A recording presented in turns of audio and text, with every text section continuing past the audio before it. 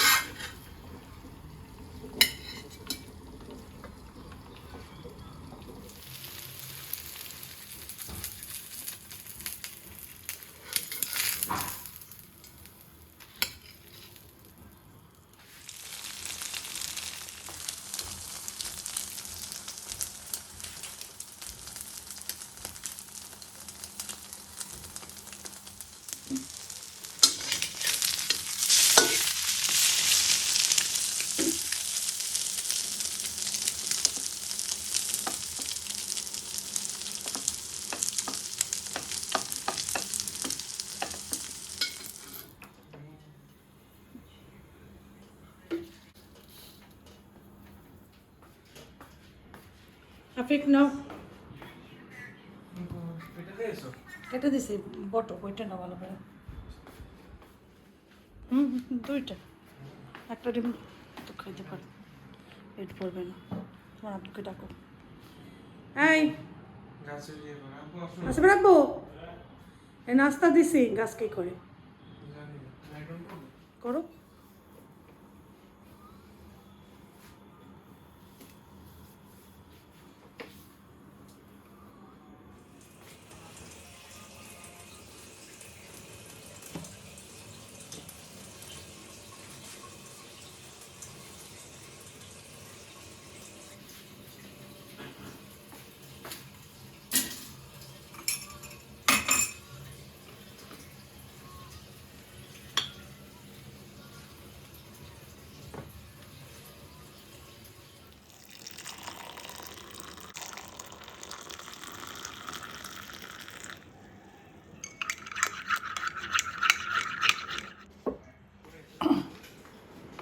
একটু নিয়ে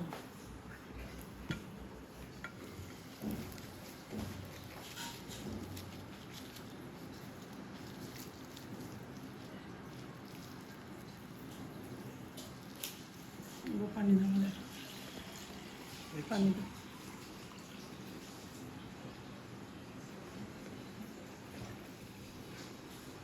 গেছিলাম একটু নিচতলায় বাজার নিয়ে আসার জন্য, এগুলো ওয়াশ করে রেখে গেছিলাম, মাছ ভিজাই রেখে গেছিলাম, তেলাপিয়া মাছ, মাছ ছেড়েও দিছে। তারপর নিচতলা মানে আমি গেছিলাম সবজি আনার জন্য, পরে নিচতলা ভাবির বাসায় একটু সময় দাঁড়ানোর জন্য গেছি, যে একটু দাঁড়ায় একটু কথা বলে চলে যাবো, ভাবি জোর করে বাসায় ঢুকাইছে। তারপরে একটু গল্প করছি প্রায় আধা ঘন্টা, তারপরে সবজি নিয়ে আসছি। কী সবজি দেখাচ্ছি, পাট শাক, ঝিঙা, মিষ্টি আলু। তো ঝিঙাটা আজকে করবো না, গেছিলাম লাউ আনতে, লাউ পাইনি। তেলাপিয়া মাছটা এখন মাখাবো, আর এখানে পাট শাক করছি, পাট শাকটা ভাজি করবো। তেলাপিয়া মাছের জন্য হলুদ মরিচ ধনিয়া জিরা সব কিছুই দিচ্ছি, আর একটু তেল দেবো, তারপর সুন্দর করে এটা মাখাবো। একটু ইয়াও দেবো রসুন বাটা দিয়ে, আর তারপরে এটাকে সুন্দর করে মাখাবো। এটা হচ্ছে ফ্রোজেন, ছুরি দিয়ে একটু সাইড সাইড দিয়ে কেটে নিছি।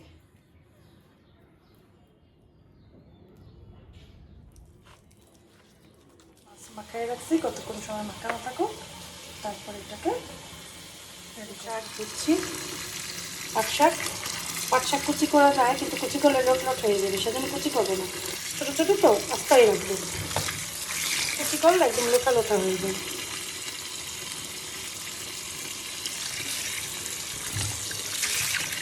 এভাবে করেই ওয়াশ করি।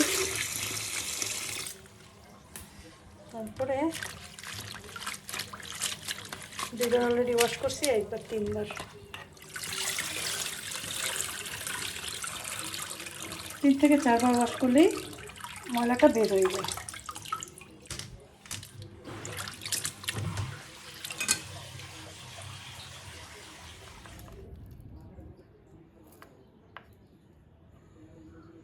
এটা হচ্ছে চিংড়ি মাছের যে মাথা থাকে না, মাথাটা ব্লেন্ডারে ব্লেন্ড করে নিছি, ওইটা রসটা দিলাম পাটশাক করার জন্য। চিংড়ি মাছ নিচে, এটার নিচে চিংড়ি মাছও আছে, এটা দুইটা দিয়ে অল্প চিংড়ি ছিল সেদিন।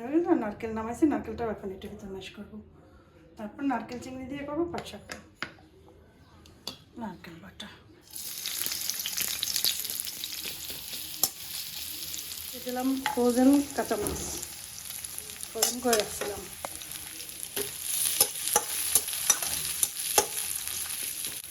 এটার পরে দিয়ে দেবো এখানে চিংড়ি মাছ, চিংড়ি মাছের ঝোল। এটা সাথে দেবো এখানে হলুদ আর একটু, শুধু হলুদ, আলাদা হলুদ ইয়াতে।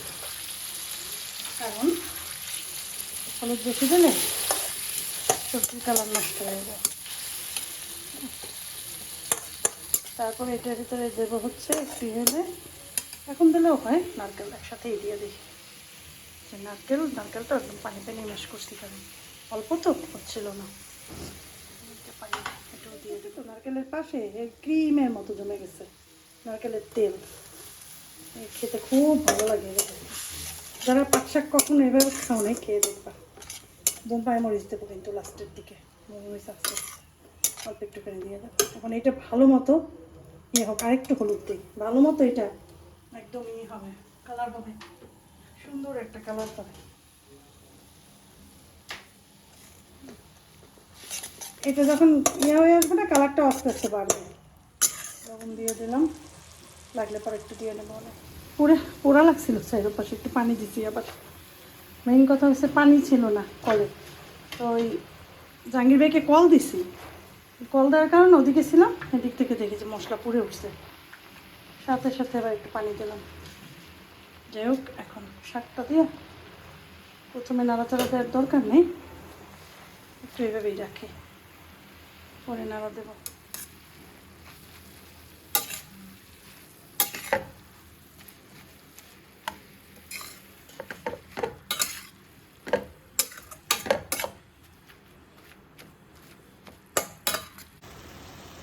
শাক হয়ে গেছে প্রায়, এই ঝোলটা টানলেই নামাবো।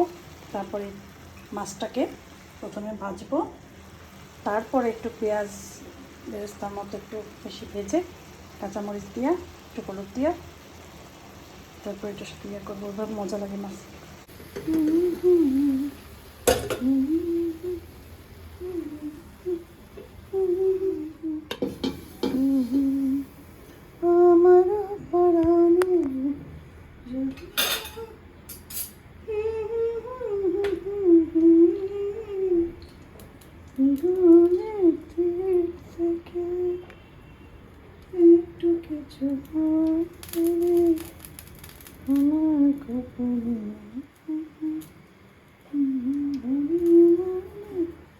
বাচ্চাটা শুরু করছে, তাড়াতাড়ি মাছ দিয়ে দিই, মাছ দিলে আসতে।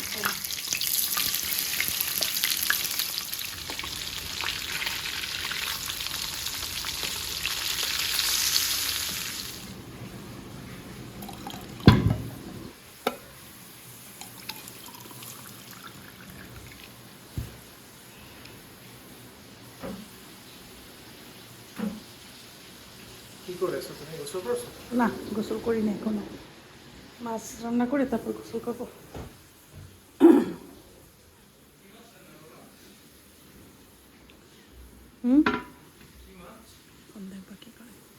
কোথায় কি মাছ?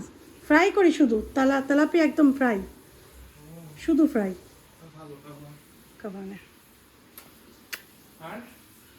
আর শাক কি জানি বের করতে বলছো?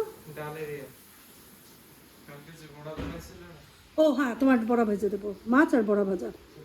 ঠিক আছে।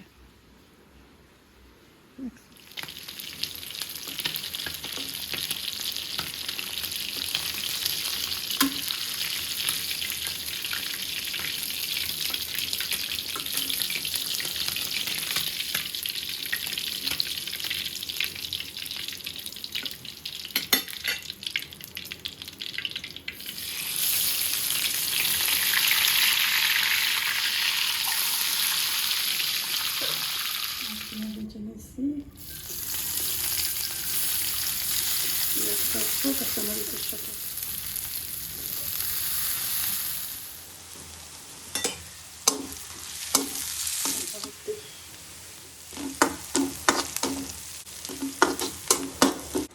এই যে দেখো হয়ে গেছে, আর ভাতটা এখান থেকে এখানে বসাই দিছি। হচ্ছে আমাদের মাছ, ওটার পরেই রাখি।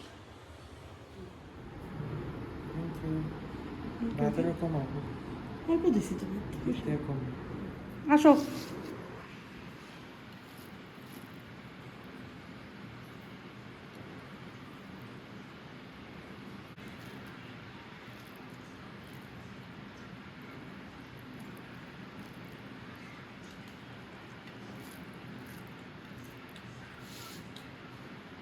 নারকেল চিংড়ি দিয়ে পাট শাক খাইয়ে দেখো, কত মজা, বলবা না জীবনেও, এত মজা। আসো না, আসো আসো। এরকম আমার শাশুড়ি পাট শাক নারকেল চিংড়ি মাছ দিয়ে করতো। আজকের কথা না, যখন আমি আমার বিয়ে হয়ে আসছি তখন আমি আস্তে আস্তে সবজি খাওয়া শিখছি। এটা এত মজা লাগতো তখন আমার কাছে।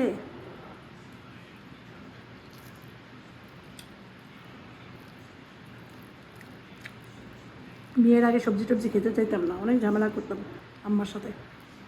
বিয়ের পর ভয়ে ভয়ে খাওয়া শিখছে যে খেতে হবে, তারপর দেখি যে এই সবজি মজা লাগে।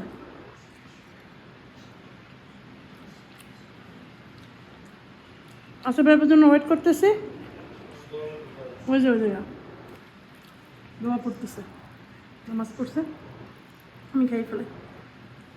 পুজো রাখতে 2:30 বাজে।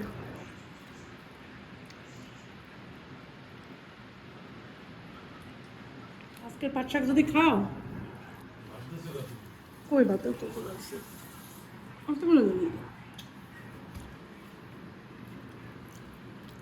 আজকে যদি পাট শাকটা খাও, বলবো যে এত মজার খাবার বহুদিন খাও নাই, এত মজা হয়েছে। এত মজা মশলা বুঝেছে? খুবই মজা। হ্যাঁ, নারকেল পাট শাক, চিংড়ি মাছ, আমার মায়ের রান্না খুবই। আমি তো অ্যাকচুয়ালি তাদের রান্না দেখি নাই, কিন্তু খাওয়া যখন দিত তখন খাইতাম, ওই টেস্ট অনুযায়ী রান্না করি। আমি তো কারো রান্না ওইভাবে দেখিনি।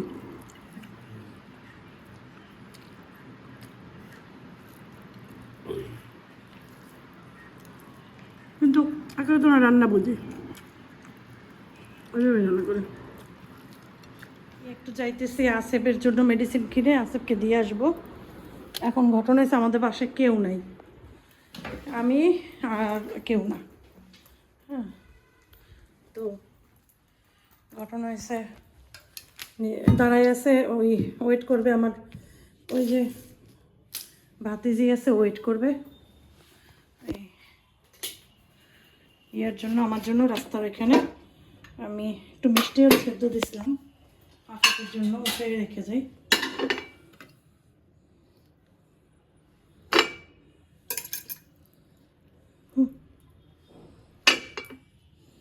মিষ্টি আলু খাবে, হ্যাঁ এত গলে গেছে, উফ ভেঙে গেছে। এই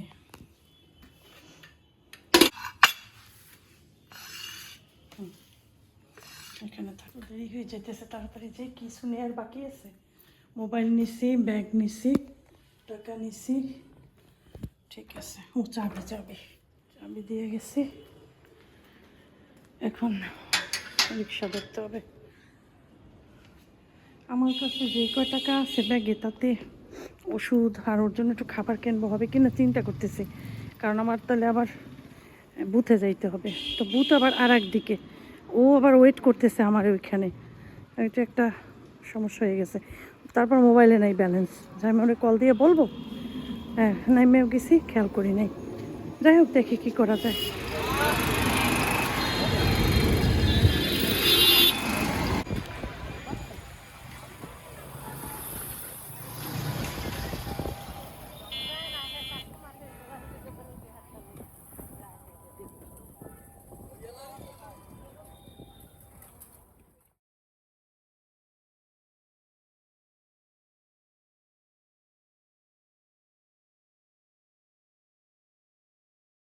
এদিকে ওষুধ পাই নাই, তারপর আবার ইয়াতে যাচ্ছি ফলপট্টি ওষুধ কেনার জন্য। আগে আমরা এই জায়গায় থাকতাম, এই ঘরের ভিতরে। তখন তো এই রাস্তার পাশে এসছে রিক্সা পেতাম না।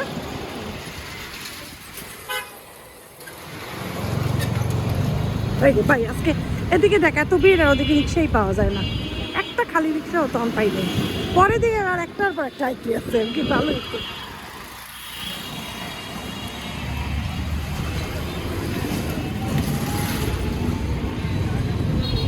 এইটা খাবারও মজা। শর্মা দিয়ে ওষুধ কিনলাম, এখন যাইতেছি ওষুধ কিনছি, তারপর ইয়া কিনছি, হাফিজের জন্য খাবার কিনছি এখান থেকে ওইখান থেকে। যখন পৌঁছলাম তখন ওদের নামাজ শেষ হয়েছে, ওখানেই ছিল।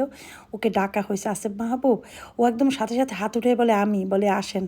তারপরে ও খাবার দেখে বলে কে, আমার আম্মু দিয়ে গেছে? বলে খুব খুশি হয়েছে, বলে হ্যাঁ আপনার আম্মু দিয়ে গেছে। তো বার্গার দিছি, বার্গার পেয়ে সে খুব খুশি হয়েছে, বার্গার খাচ্ছে। আরও কিছু বিস্কিট বা টুকটাক দিয়েছে যেগুলো ও রেখে খেতে পারবে, সেগুলোও পরে খাবে। বাসায় আসলাম, আসার সময় ব্রেড কিনে নিয়ে আসছি, বাটার বল, বিস্কুট, লাউ নিয়ে আসলাম। এই যে অনেক বাজে, এখন 9টা বাজে, টায়ার্ড হয়ে গেছে। নামাজ ওযু করবো, নামাজ পড়বো, হাত চালাবো।